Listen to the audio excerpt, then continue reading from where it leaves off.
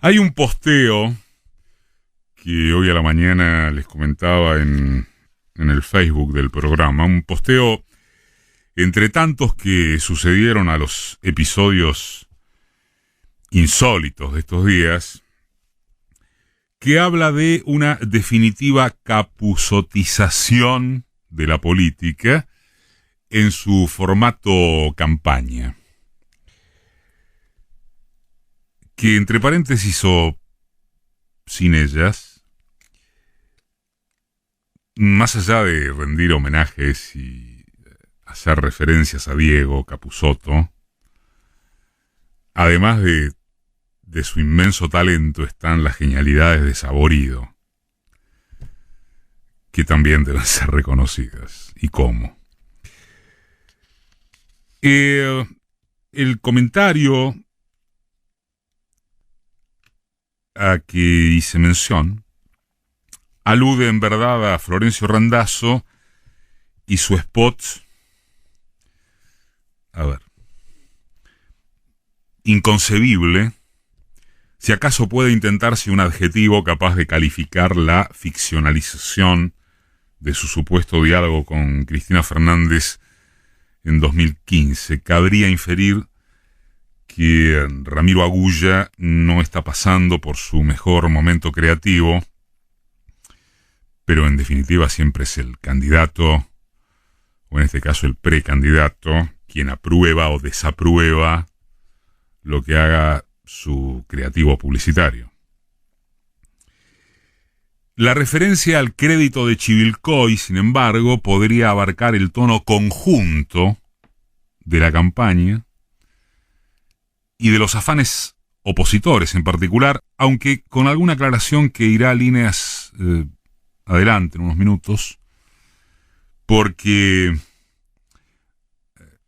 capuzotear todo el sentido, nos parece que sería simplista e incorrecto o incompleto. En cantidad y calidad es objetivo, por completo objetivo, que la inmensa mayoría de las agresiones de campaña provienen del arco enfrentado al gobierno. Son datos, no son impresiones. Datos. Fíjense ustedes que incluso por parte de personalidades enfáticas del oficialismo, comenzando por la propia Cristina, no se registran ataques de virulencia. No hay. Más aún, ciertos cuestionamientos del flanco gubernamental se producen en su interior. Es el caso de la incomodísima situación que afronta Agustín Rossi, quien sufre la desprolijidad mediante la cual no pudo resolverse la interna santafesina, o peor, se resolvió a través de que queda pagando uno de los hombres más leales y capaces del Frente de Todos, como es el Chivo.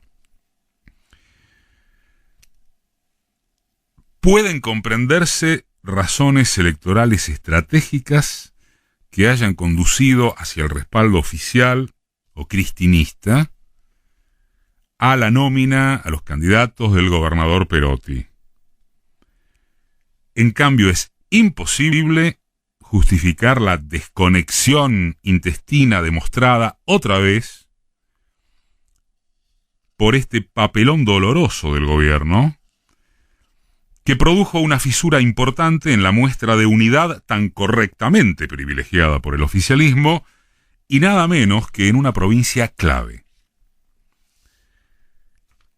Empero, seguimos hablando de cuestiones endógenas del gobierno, y no del fondo ni de la forma en que éste encara las urnas respecto de sus adversarios. A la inversa, el grueso opositor está dedicado a una escalada violenta que no siempre resiste asimilaciones capuzotianas. Y aquí va lo de la aclaración que citábamos hace algún minuto. Para tomar un disparador, el más comentado, las bestialidades del cambiemita Fernando Iglesias, que mudó del gorilismo humorístico grasa a exabruptos detestables, interesan en tanto factor de representación genérico,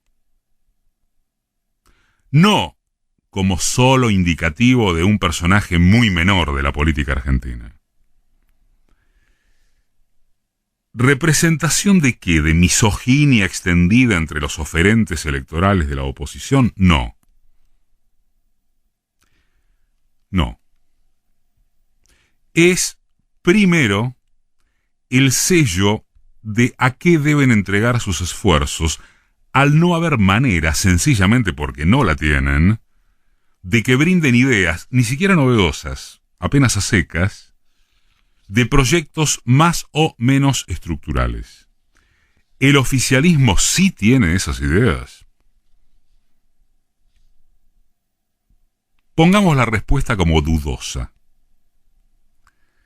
Hasta ahora, lo que se ha visto es que el gobierno supo pilotear defensivamente frente a una circunstancia mundial y local desconocida.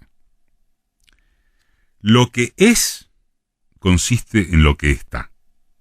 Y lo que sería, a futuro de mediano plazo, está por verse si, en efecto, se retorna a alguna normalidad como la que ayer anunció el presidente.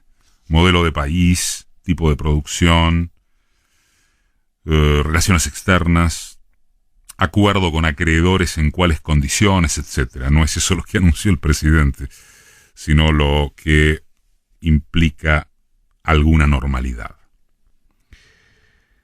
de proyecto. Bueno, esa incertidumbre no cuenta en el perfil de la oposición por esa obviedad de que carece de cualquier alternativa diferenciada de lo ya expuesto cuando gobernó. Acá nomás, a la vuelta de la esquina. En ese sentido es curioso, o a nosotros nos parece muy curioso, que la casi totalidad de los análisis y repercusiones de la agenda publicada, repito, de la agenda publicada, en torno de ese ridículo Olivosgate, o como quiera llamársele, pase únicamente por lo que se emite y no por lo que se omite.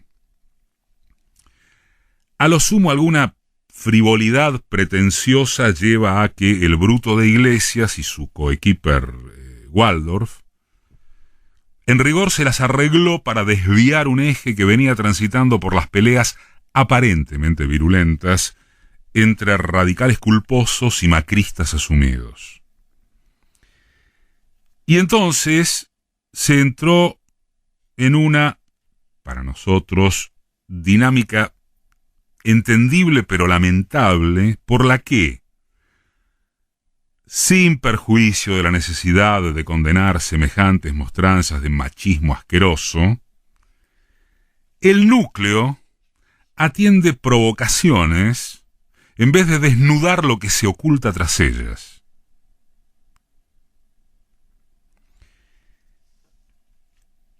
Y el centro no es ni la misoginia, ni las berretadas, ni los prejuicios bien indicados.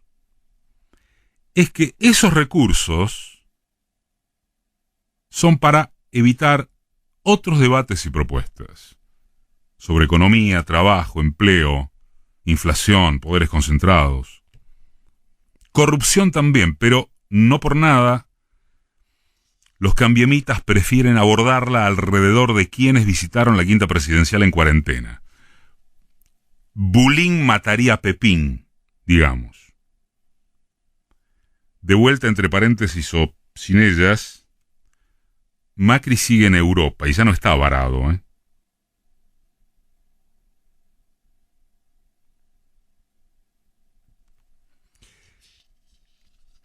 La pregunta es,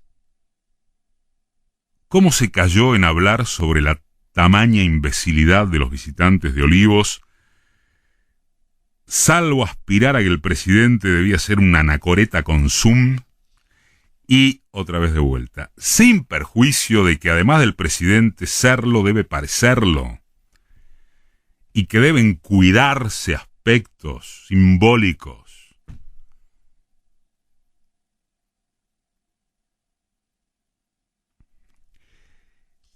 Y en toda hipótesis, y en esto sí valen las comparaciones,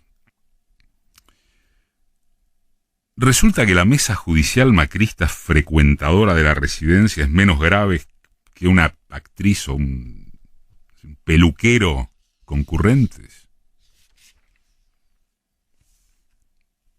Y además, ¿qué cosa tan deleznable habría pretendido esconderse cuando son públicos los registros de entrada y salida por hora y minuto en Olivos y en La Rosada?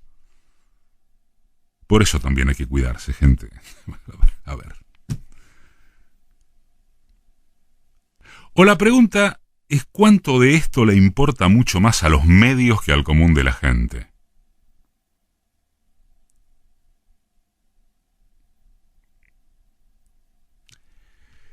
Que sea amplio motivo de conversación popular la ida de Messi del Barcelona es creíble, por ejemplo. No lo es, o a uno no le parece que lo sea, que fuera del electorado duro del oposicionismo tengan incidencia estas chicanas de baja estofa. O mejor dicho, es imaginable que repercutan frases de figuras conocidas del tipo, ¿viste lo que dijo X? Pero de ahí a colegir que tiene influencia político-electoral el listado quirúrgico de asistentes a Olivos, habría la misma distancia que entre Iglesias y Groucho Marx.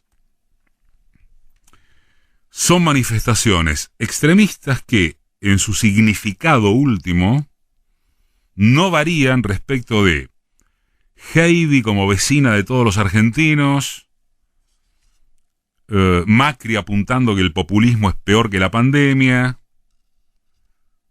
comunismo libertado, el spot de Randazzo. El gobierno debería dejar que de esos manotazos, recursos, se ocupen mayormente, por decir, los memes de sus simpatizantes. Sus problemas, los del Frente de Todos, son, en primer lugar, el desafío de cómo sujetar tensiones cada vez más evidentes en un abajo donde el asistencialismo aguanta a duras penas los precios de la canasta básica. Esta semana ha habido muestras de esto. Hay tensión, mucha tensión. Y hay un medio donde permanecen muchos rezagados o directamente apartados del circuito de consumo. No es justo decir que está haciéndose nada, ni que no sirve o serviría cuanto se hace. Las vacunas llegan, hay sectores reactivados como industria y construcción, todavía sin efecto en los ingresos masivos. Se intenta estimular la confianza en el acceso al crédito para productos durables. Las paritarias se reabren a fines de que los trabajadores registrados no pierdan por goleada contra la inflación. Y tampoco podría afirmarse con honestidad que la única palabra o dirección es ajuste contra los que menos tienen. Que ese conjunto muy resumido sea aceptable, discutible o rechazable, vale. Lo que no vale es prenderse en provocaciones o debates infructuosos.